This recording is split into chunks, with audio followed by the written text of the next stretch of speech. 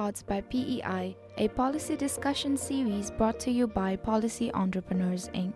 My name is Sonia Jimmy. In today's episode, we have PEI colleague Khushi in conversation with Jesselina Rana on driving policy to the margins, advocating for dignified periods in Nepal. Jesselina Rana is a human rights lawyer, social entrepreneur, and feminist activist. A Harvard Law School graduate, Jesselina co-founded Pat2Go, a social enterprise focusing on menstrual health in Nepal, in 2018. Since its inception, Pat2Go has garnered national and international recognition for its impactful contributions to the menstrual health landscape in Nepal. Jesselina's passion for feminism, human rights, and the law has driven her to contribute to both human rights and political legal discourse in Nepal and internationally.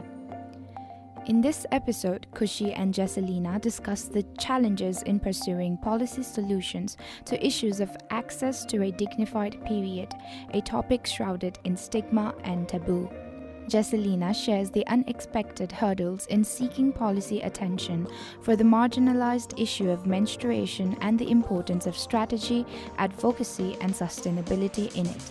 They explore barriers to accessing menstrual health and dignity, their deep impacts, and recount national issues like the period tax and the state of periods in prison. They also discuss the evolution of a dignified period in the realm of human rights, the different ways it has expanded, and how the conversation can be taken forward. Just a heads up, this episode is a remote recording, which is why the audio quality might not be what you're used to at Pods. Regardless, we hope you enjoy the conversation. Namaste, my name is Khushi. Namaste, my name is Jesselina Rana. Welcome to the show, Jesselina. How are you doing today? How's New York? Thank you so much for having me, Khushi. It's late, but I'm super excited to be here with you and just get the conversation rolling. Thank you so much once again. I know, right? Thank you so much for joining us all the way from the other side of the world, especially for agreeing to this remote recording despite the jarring time difference. I know it's pretty late right now, but hopefully as our conversation builds in, we will reel you in. So today we're talking about how policy can be pursued for issues that are highly stigmatized and taboo, and particularly we're looking at the case of women's right to a dignified period. Jesselina, you're an avid feminist and you have carried this ethos of feminism throughout your career as a human rights lawyer and as a social entrepreneur. Access to dignified menstruation was the main goal of your social enterprise, Pat2Go. And before we delve into the specifics of this project, let's start with rewinding a little and understanding the why behind your movement. For that, I think it would be a good place for us to start by sharing the landscape of reproductive rights. What was it like when you first started? And when I'm talking about the landscape, it's not just the conversations surrounding periods within the general public, but also in the arenas of civil society and rights-based circles. Thank you so much, Khushi. You're someone who's always been so supportive of Pat2Go, and thank you so much. We see you on our social media all the time. So thank you firstly for that, and secondly for having me. And when I reflect back on Pat2Go's journey, it's so interesting because we started about 5 years ago. In fact, we celebrated our fifth year anniversary in 2023, and we're running into our sixth year now. And Shubhangi and I both are turning 28, 29 respectively this year. And we started, I was actually running into my 23rd birthday when we first got our vending machines and started to develop ideas around it. But when we started the conversation, reflecting back and looking back, I think there was so much going on within the country that it was a great time for innovative initiatives to come through. And I say that mostly because there have been so many other younger organizations that somehow started at the same time as us and are flourishing now as well. And so this was back in 2018, a year after the first federal level election. So I think that was a time where the government was still sort of trying to figure out what their priorities should be, what are some of the policies that they need to take forward. And obviously, civil society organizations have always been there. And I think that's one of the strengths of civil society organizations is that governments change, but the civil society organizations and civil society remain and are like an institution, if you would say. So I think we definitely had that leverage that we could take forward in terms of having civil society organizations do a lot of great work and have been doing a lot of great work even in 2018. Because when Shubhangi and I started Pad to Go, we were obviously a very small organization, still are a very small organization, but one of our key messages that we wanted to take forward was that collaboration is key, because we started out without sort of access to the links that we perhaps have formed over these 5 years, and it was organizations who were already working in the sector that really helped us and took us forward and took our mission forward, not just the organization but even the mission. So I think when we went to schools, especially in more remote parts of Nepal, we were able to witness some of the great work that they were already doing. And this, I think, has created a great base for government to take best practices from, learn from, and model policies. So I think when we started in 2018, even if the government was still, lagging behind, I think a lot of organizations had already taken that big leap of faith and had been doing a lot of great work. And did any of these civil society works touch on menstruation during that time?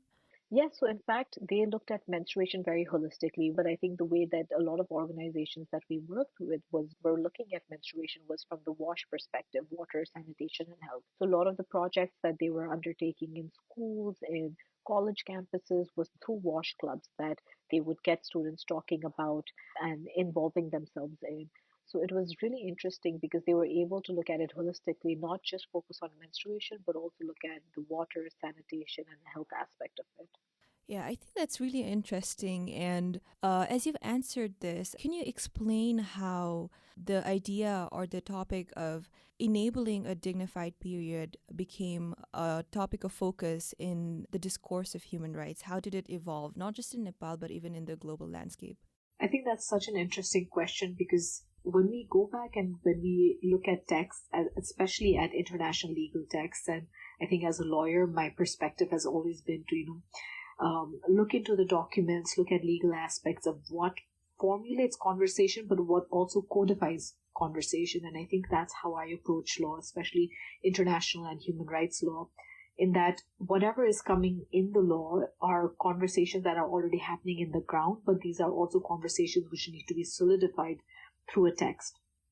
And it's very interesting because if you look at the international sphere, before coming to the domestic sphere, if you look at the international sphere in just the human rights international legal context, we've had some pretty groundbreaking documents that have talked about gender rights, about women's rights, which span over 40 years ago. CEDAW, which is the Convention on the Elimination of All Forms of Discrimination Against Women, came about 40 years ago. The UDHR, which is the Universal Declaration on Human Rights, came about 70 years ago.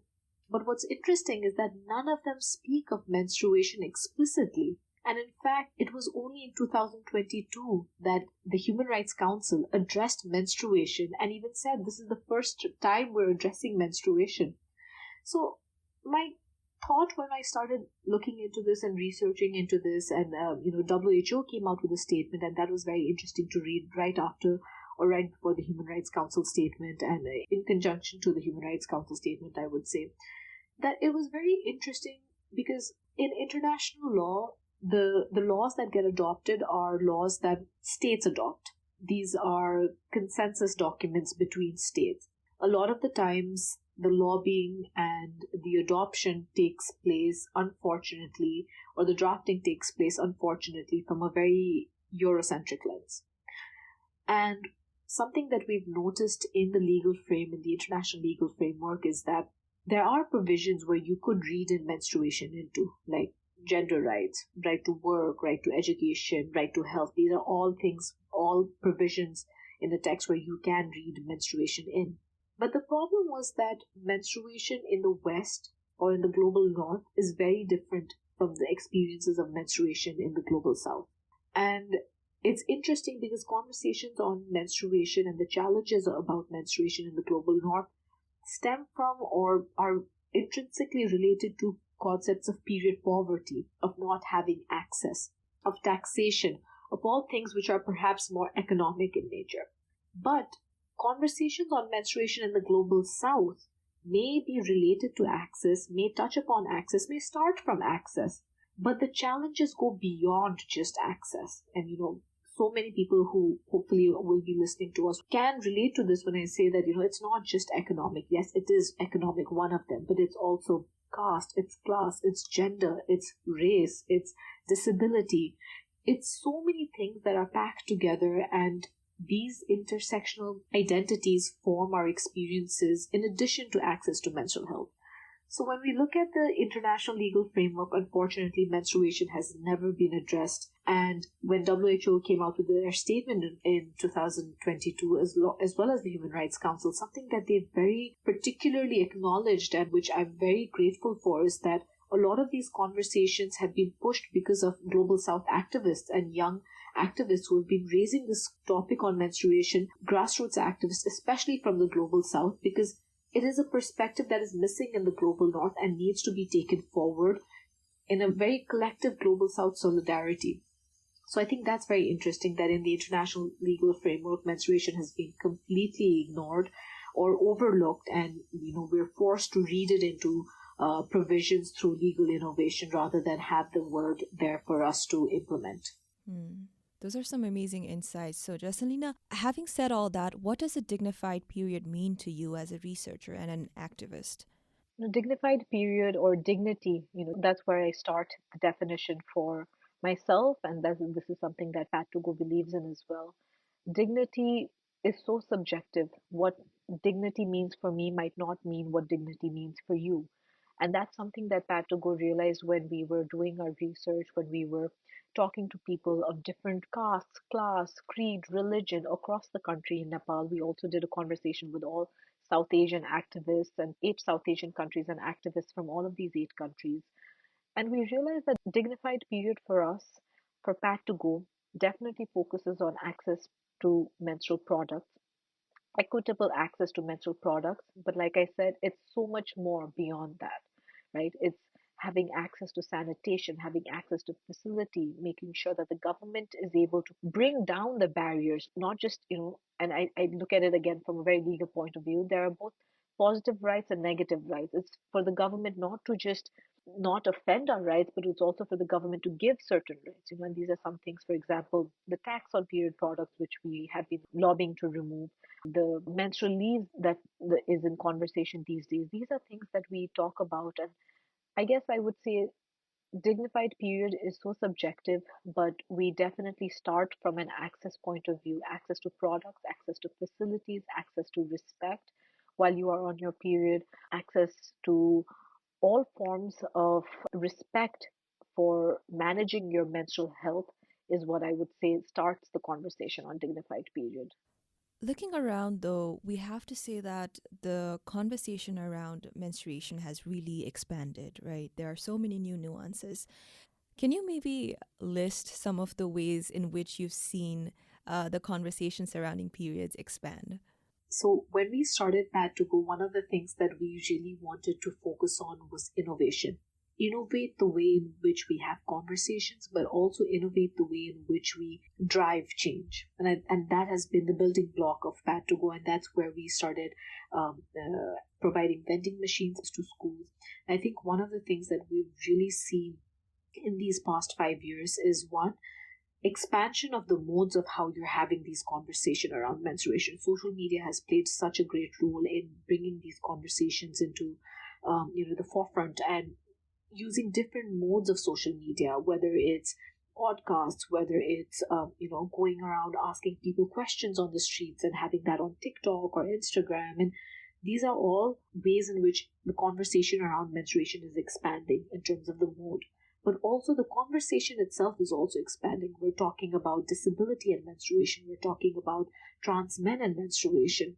And very recently, about a few years ago, actually not recent, about a few years ago, Pat to Go, we did a month of inclusive menstruation, and we had conversations with people with disabilities, both intellectual as well as physical disabilities, and how that impacts your periods. We talked with women from the Dalit community and what it means to be, one, treated unfortunately like an untouchable person, but also when you're on your periods, what does that sort of double untouchability mean for you?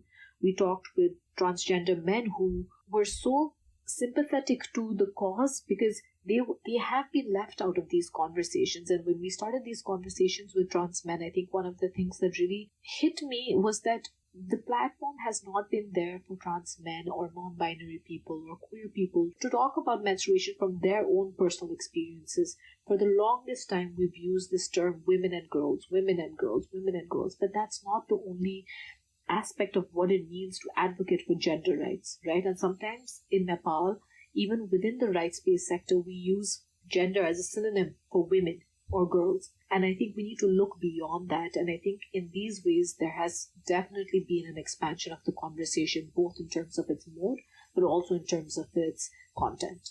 Yeah, and I think it's truly amazing to see how the conversation has grown to include more groups who have been facing the same difficulties surrounding this issue. Moving forward, let's talk about the current status of periods, especially pertaining to Nepal. By now, I think most of us know the exclusionary effects of period stigma. We have extensive coverage on Thopari, on the low attendance and high dropout rates of girls, or maybe I should say menstruating individuals. Your research, however, has discovered impacts that go deeper than what meets statistics and that are more long term. Can you maybe share some of the ways in which the taboo of period has detrimental effects to the lives of menstruators? Thank you, Khushi, for this question. And definitely, like you said, there has been extensive coverage of Thaupadi Pratha. So much so that sometimes when you're talking about periods in Nepal and when you're having these conversations with people from the West, the only association they have is with menstrual huts. And, I think that's another point of conversation that I've interestingly had with a lot of people, even with activists here, to say that, that's a big challenge for women, especially in certain parts of the country. But that's not a challenge for all women or all menstruating people across the country. And, challenges differ. And, everyone has their own sort of challenges, and we need to address all of them together. Because, and this is something someone said during one of our conversations, in fact, in Nepal, that, there was a time where people were bringing down these menstrual huts. Even government officials and organizations went around to certain communities and brought these huts down. But someone said, and I'd like to quote them and say that, they said, "Chau goat ta tala ल्यायो तर मनको गोठ कहिले तल ल्याउने," which translates to, we've brought down the huts, but when are we going to bring down the barriers within our own minds? And I think that's something that really piqued my interest, because what has been going on is generational, right? And the consequences are, at times, they are so subconscious that we overlook the impact. And something that I wanted to highlight was something that we've had to unlearn at homes, especially in a few homes, in certain homes in Kathmandu.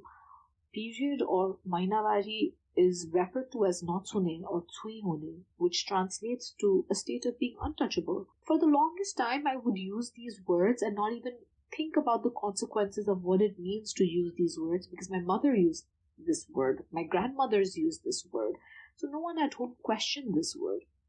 And I think the detrimental impact when we talk about menstruators, yes, there are extreme cases of death. There are also cases where we are forgetting to unlearn these generational biases, these generational unfortunate norms that we've established within the households that impact how we view ourselves, how we view dignity, and how we view our menstruation. And with Pat to Go, when we did our research, we found out that especially when girls have higher dropout rates in places where there's no access to pads in schools, or there's no access to sanitary facilities in school, they end up doing a lot of the household chores, and the dropout rate is higher from school. They don't have the educational background to get a formal job in the formal market. At times, because their income is not as much as their partner's income, their decision-making level at the household is also affected. And we're also leaving out boys from this conversation on menstruation. When they're growing up to be men, when they're growing up in households where they are taking decisions, they are unaware of the implications of menstruation beyond just the physical implication, and at times even unaware of the physical implications. So I think the detrimental effect that we have, that the lack of conversation has on the lives of menstruators, is is something that still needs to be talked about more, still needs to be delved into more. And I definitely think that a lot of organizations are working on this, and hopefully, the next generation, sees a better light. Previously, when we were talking about what a dignified period means to you, you suggested adopting an access based approach. Let's talk about access briefly. You and your team ran a campaign highlighting the luxury tax on period products in Nepal, where you set up these pad dispensaries in various public places. Can you share the modality of this? How did this work for the listeners to know? And also, in the years of observation, how did you see accessibility creating a change? The government came out with their policy on providing free pads to schools only in about 2019 or 2020. It was the budget between these English years. And for us, it was very interesting because before that, we'd already started our work in 2018. So we'd done a year of our campaigning. We put up machines in different parts of schools across the country, most of which are outside of Kathmandu Valley. A very limited portion of our machines are inside the valley. We really appreciated the positive response that we got, especially from schools and organizations who helped take these machines across the country. And one of the and of course the pad machine focuses on access, but one of the unintended benefits that we also saw was that after the government decided to provide free pads to schools, the machine then acted as, yes, an access point, but also a transparency point, because we did see certain schools where the distribution system hadn't been as clear as it should have been, but having these vending machines in the bathrooms of these students, they had the knowledge to demand for pads when the pads would finish in the pad to go vending machine. So that's one of the unintended positive benefits that we've seen, that transparency mechanism and model that comes out.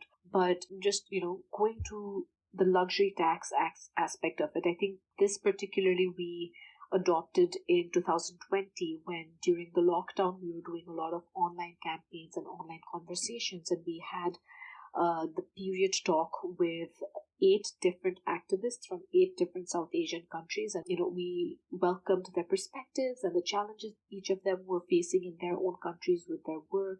And something that came about was that Maldives had taken out the tax on period products, India had taken out the tax on period products, and Bhutan was having these conversations in their parliament about the tax on period products. And we realized that we have a small legal team which I lead, and we realized that wait, we have a VAT Act. We have provisions in the VAT Act which say that essential goods should not be, would not have the VAT. And there are things like art, condoms, things like this which don't have VAT on them. And we were so surprised. One, we were surprised that no one was talking about it. But second, we were surprised there's already a provision to remove it. We don't have to do the lobbying to create a law. There's already a law that would give us what we wanted. And we did calculation based on how much a menstruating individual is spending extra as a result of that, as a result of having to spend on period products. This, in fact, led a bunch of other research done by medical journals in Nepal, and our calculation acted as a base for them to explore this even more. And we started doing campaigns. We started, training young people. We started collaborating with young organizations. We started doing peaceful protests and demonstrations. It caught up across the country. We lobbied with the government. The government changed. We lobbied with the next government. They called us. So there was a lot of talk, and the government did actually address a small portion of what we wanted, but not everything what we wanted. So it wasn't complete win, but we're going to take the win as we get it, and we're going to be lobbying more in the coming days and check if that there is implementation or not of the policy. Yeah, I think even when I came across the Rato Kar Maaf Kar campaign, as you called it, even I was shocked to know about the fact that there's a luxury tax on period products and the fact that we didn't know about it. And I think that again goes back to the very first segment of this conversation, where we talked about the beauty of CSOs and the necessity of active citizens. Adding to that, a very intriguing new venture for you has been advocating for period in prison. one would assume that an institution, not to mention one that's run by the state, would have covered the basic needs of the individuals it houses. But according to your research, we have found otherwise, especially when it comes to the reproductive rights of inmates. You've done a pilot research on the inmates and their surrounding their period needs and access to products. What were the different findings? This was such an interesting project for us, and it's still an ongoing project, and we're so happy to be taking it forward because, like I said, dignified menstruation means very different for very different people, and we want to be able to understand what the needs are of menstruating people in the current scenario, in the current political context, and in the current legal context. So we wanted to first look at the legal aspects of what's going on in our country. What are the policies? Are there even policies surrounding this, right? And when we did our research in 2023, we found out that in late 2022, a law had been passed in Parliament, which on paper looks amazing when you read it and when you put it across the international laws or the Bangkok rules, which are the sort of standard point of rules or laws for women in prisons. You realize that it's not very different. It has the important aspects. The law adopted in Nepal is pretty progressive, and it in fact states very clearly that the administrative staff in the prisons would provide free menstrual sanitary pads for women in prison. And we thought, wow, this is such a great point to start off from. But as you may know, the implementation in Nepal is not the best. So we did our small pilot research in Pokhara, in the jail of Pokhara, and we found many interesting results and many interesting findings. And one of the findings that we found out was that a lot of women are buying packets of pads from the commissary or from the commissary there, and they have to spend their own money, which is the state does give them a small amount to buy certain personal belongings, but when a packet of pad costs as much as it does with still the luxury tax or the VAT on it, and you have to buy an entire packet in a day, it could take away from a large budget of which you want to allocate for other things, for other personal necessities. So we thought it would be very interesting to put a vending machine, pad to go vending machine there in collaboration with an organization and look at the impact. We also worked very closely with the jail staff and who was able to raise funds to make sure that there are pads in the machine at all times. And the impact or the response has been very positive because what women are able to do now is buy one pad instead of one entire packet when they need it, or 2 pads or 3 pads instead of an entire packet of 7 or 10 pads, right? But it's interesting because that's one of the findings in our Pokhara jail.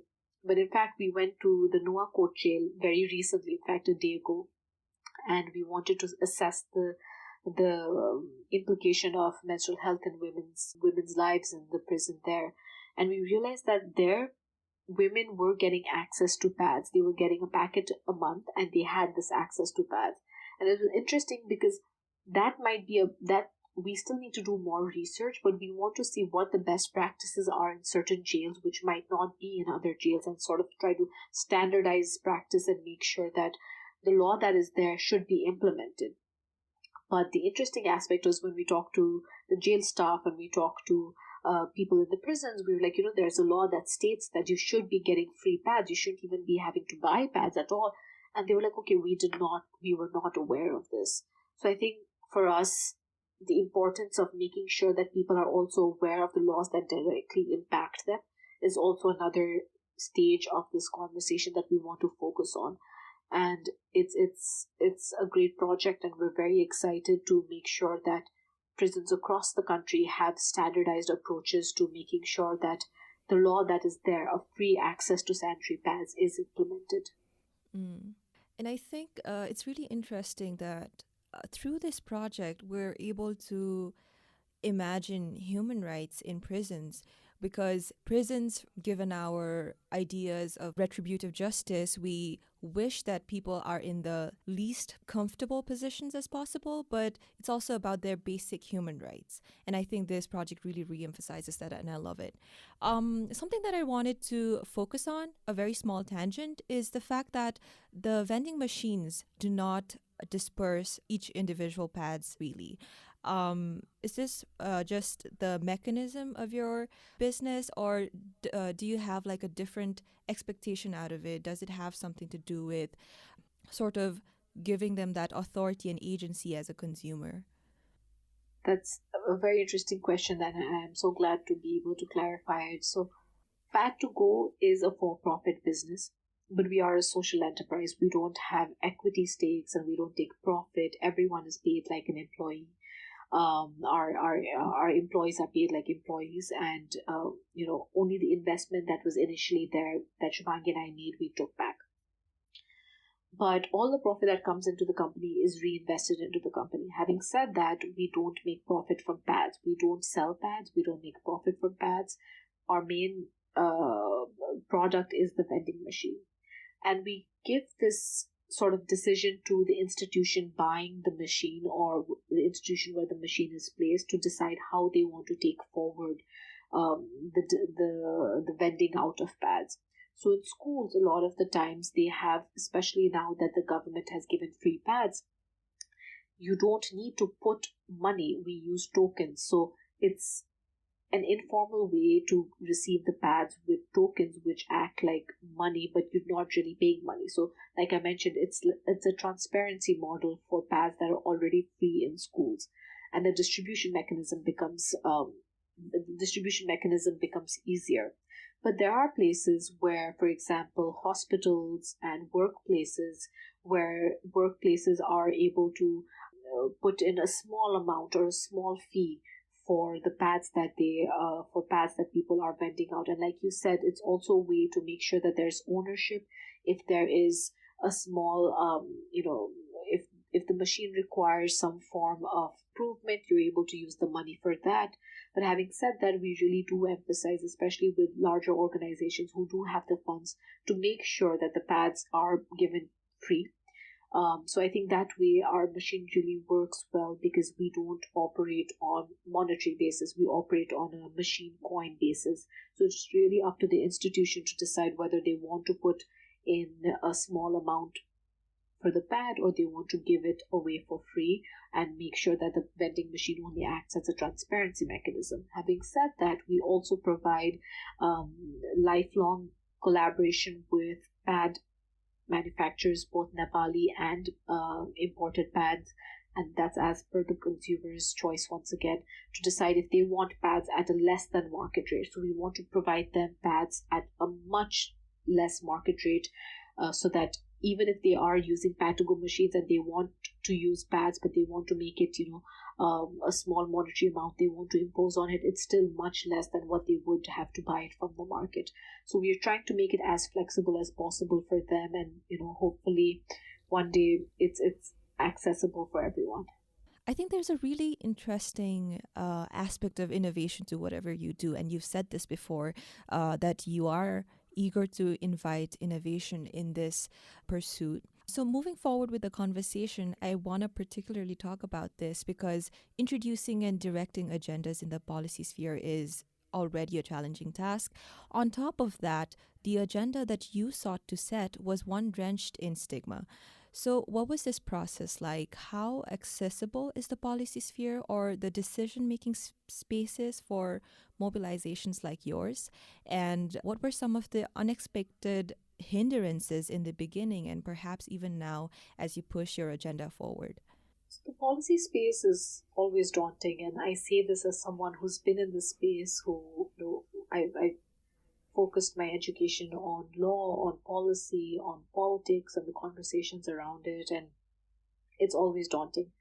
It's daunting for me, and it's always an uphill challenge. But I think with especially younger policymakers and politicians coming into the space who are more accessible through social media, who are more accessible to younger people and the younger generation, I think that that gap is being bridged. But just looking at it in terms of Pat to Go's journey, I think what was really encouraging was to see certain organizations and certain, like even UN agencies, really push for younger people to be at the conversation and make sure that young people have that platform or have that chair at the table and not, wait to comment on the conversations that are already happening. So when we started the Raat Kar Maaf Kar, I think it really started out as a collaborative project. Like I mentioned before, Pat to Go is a very small organization, and we wanted to acknowledge our limited capacity. Having said that, we trained young ambassadors, college ambassadors, on how to do advocacy, on ways to spread the information. We collaborated and made loose networks to mobilize other organizations.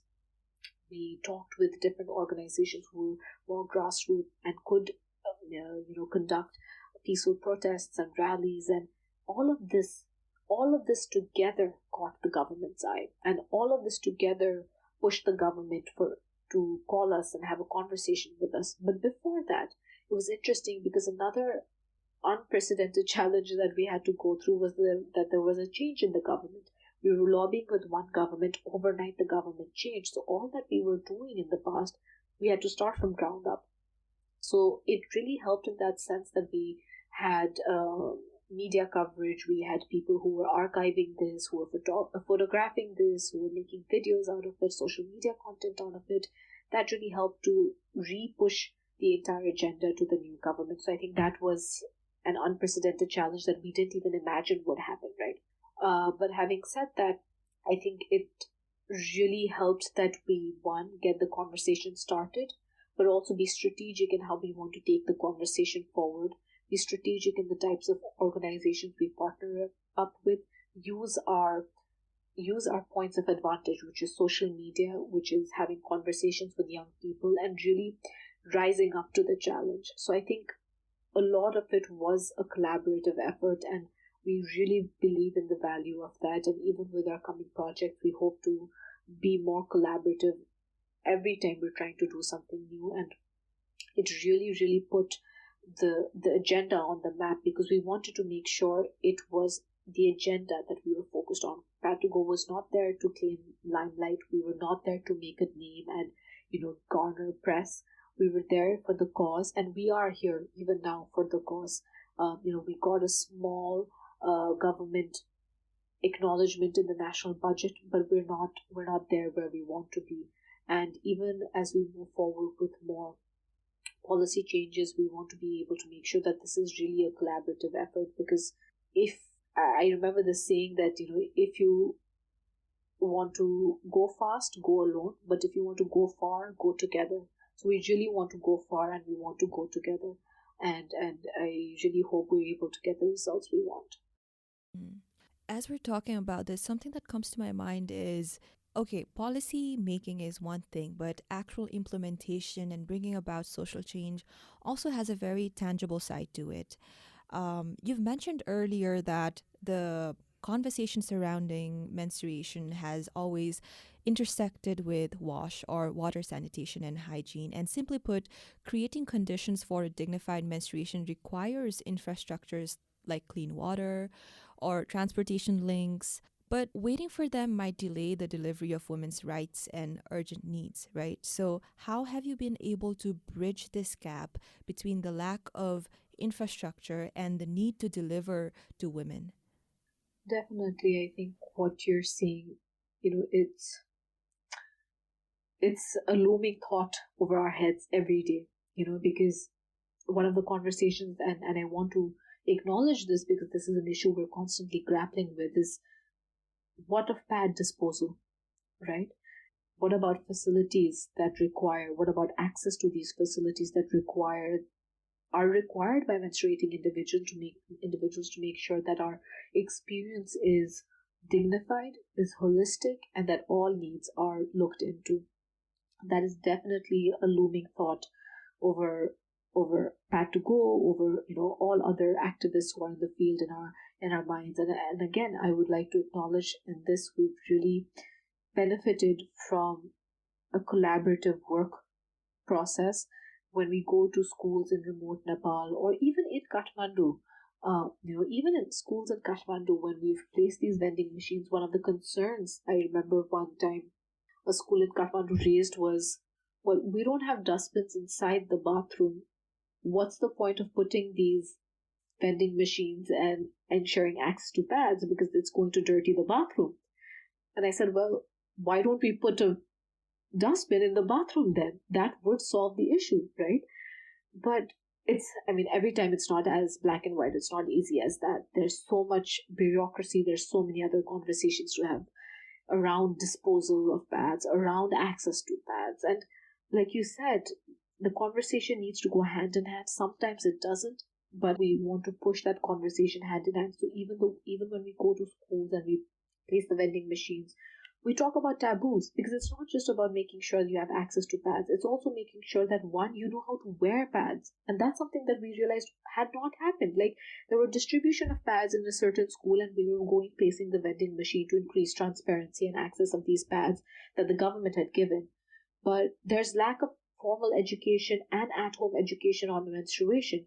Students did not know how to put on pads, and we had completely overlooked that. We just took it for granted that people do know how to do this. So every time now that we do trainings, we also teach students, both boys and girls, how to wear a pad, how are pads worn, how are they supposed to be disposed of, and this is some of the conversations we want to push even when we're putting up the machines.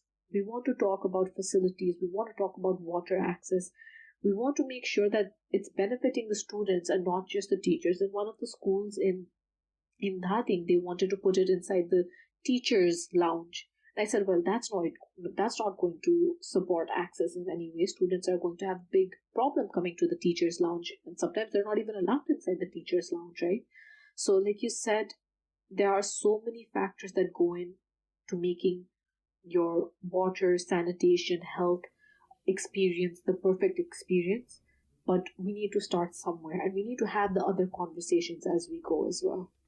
Definitely, definitely, Jesselina. And as we move forward with the conversation, I want to recall that last year, the theme of the Menstrual Hygiene Day was making menstruation a normal fact of life by 2030. It's a known fact that despite being a natural and necessary phenomenon, our periods are often only voiced in hushes and whispers. And although the mission looks simple, it is truly hard to overcome the internalized stigma and the structural norms that have existed for so long. So, how do you think can we imagine ways to enable open conversations surrounding periods in both the public and private spheres of society?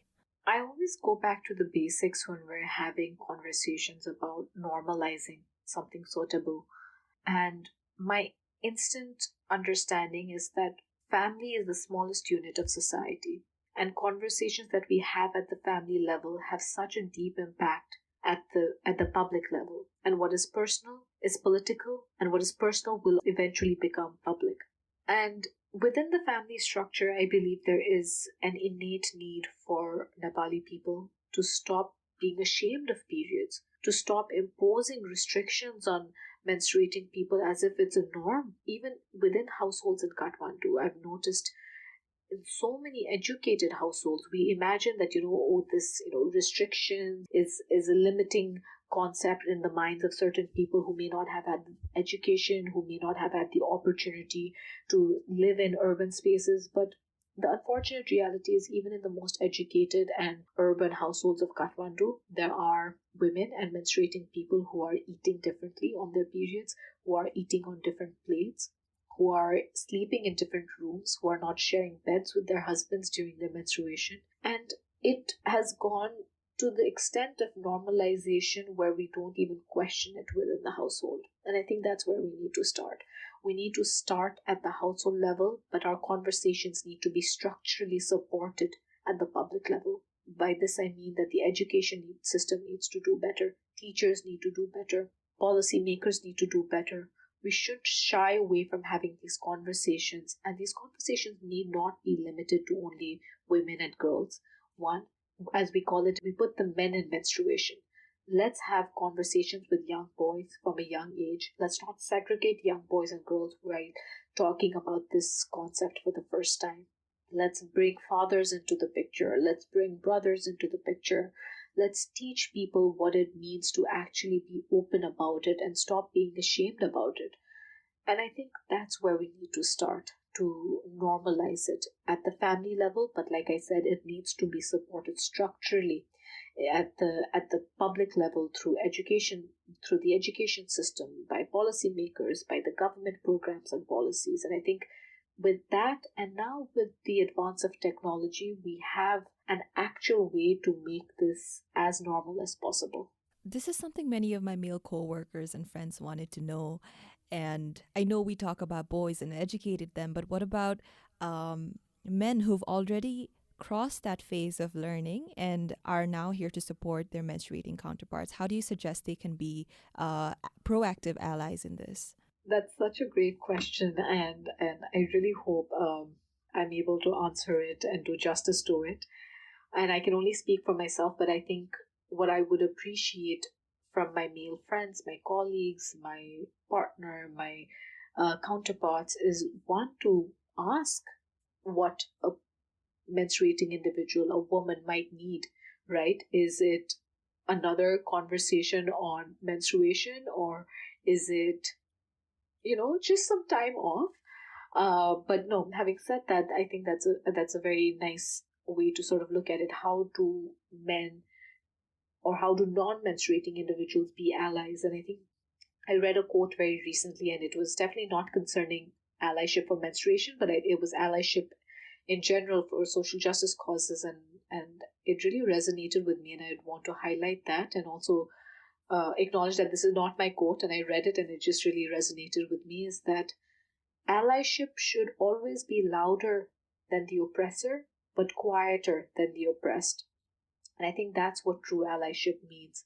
That when you're advocating for something, you're louder than the oppressor, but you make sure to understand the lived experiences and voices and not to take up space in these conversations, but to support the conversation in these spaces.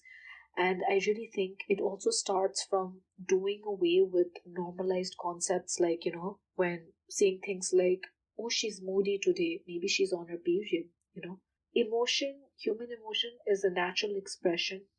PMS is real, but that does not impact a woman or a menstruating individual's ability to lead, ability to function.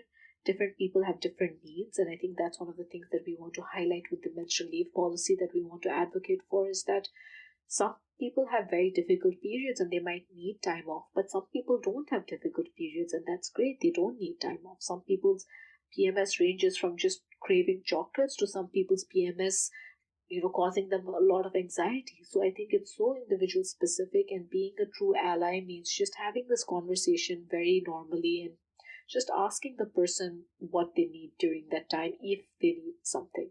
But other than that, I think it's also to be well educated and up to date with education. Something like you said, there are older men who want to be allies, but we also need to realize that some of the education that we've been given about menstruation hasn't been accurate, especially if you look at the course books in Nepal. They provide very inaccurate and sometimes dangerous information on how to deal with menstruation, right?